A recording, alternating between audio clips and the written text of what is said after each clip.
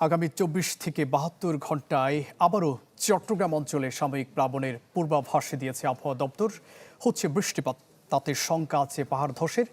সার্বিক পরিস্থিতি নিয়ে জানাতে বান্দরবান থেকে যুক্ত হচ্ছেন সহকর্মী ইয়াসিনুল হাকিম। ইয়াসিন,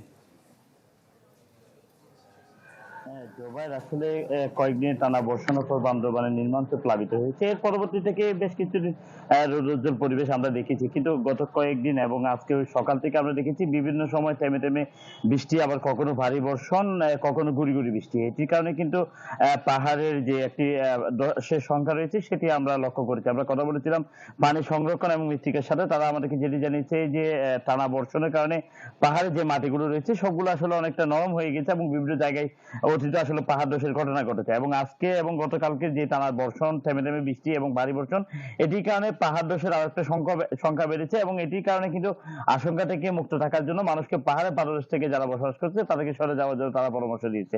আমরা দেখেছি গত বন্যার এখনো কত চিহ্ন শুকায় না, বিভিন্ন জায়গাগুলোতে কত তৈরি হচ্ছে নতুন ভাবে, মানুষ এখনো পুনর্বাসিত হয় না বা মানুষের জন্য যান চলাচলের যে পুনর্বাসন প্রক্রিয়া সেটিও এখনো শুরু হয়নি। তারপরে এর মধ্যে দিয়ে যদি এই বৃষ্টি বা এই গুড়ি গুড়ি বাড়ি বর্ষণ, এটি কিন্তু একটা আতঙ্কের নাম হয়ে দাঁড়িয়েছে। এবং আমরা যারা নিম্ন অঞ্চলে বসবাস করছে তাদের সাথে যেমন কথা বলেছি, পাহাড়ে পাদদেশে বসবাস করছে তাদের সাথে কথা বলেছি, তাদের নিম্ন অঞ্চলের মানুষগুলো এখনো পর্যন্ত ঘরে উঠতে পারেনি। অন্যদিকে পাহাড়ে যারা পাদদেশে বসবাস করছিল ঝুঁকি নিয়ে, তারাও কিন্তু রয়েছে আতঙ্কে। এই সময়ে এই বৃষ্টিটার কারণে তাদের ঝুঁকি বেড়েছে।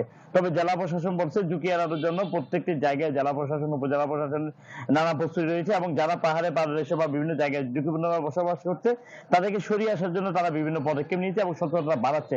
তবে এই যে গুড়ি গুড়ি বৃষ্টি, থেমে থেমে বৃষ্টি, এটির কারণে মানুষের মধ্যে আতঙ্ক যেমন ছড়াচ্ছে, বৃষ্টিপাত ধারাবাহিকতা থাকলে পাহাড়ে আবারও বন্যার একটা সংখ্যা যেমন রয়েছে, পাহাড় ধসের একটা সংখ্যা রয়েছে। জোবাইর। ইয়াসিন, ধন্যবাদ আপনাকে। দর্শক, বান্দরবানে হচ্ছে বৃষ্টিপাত, তাতে শঙ্কা আছে পাহাড় ধসের। সে নিয়ে জানাচ্ছিলেন সহকর্মী ইয়াসিনুল হাকিম।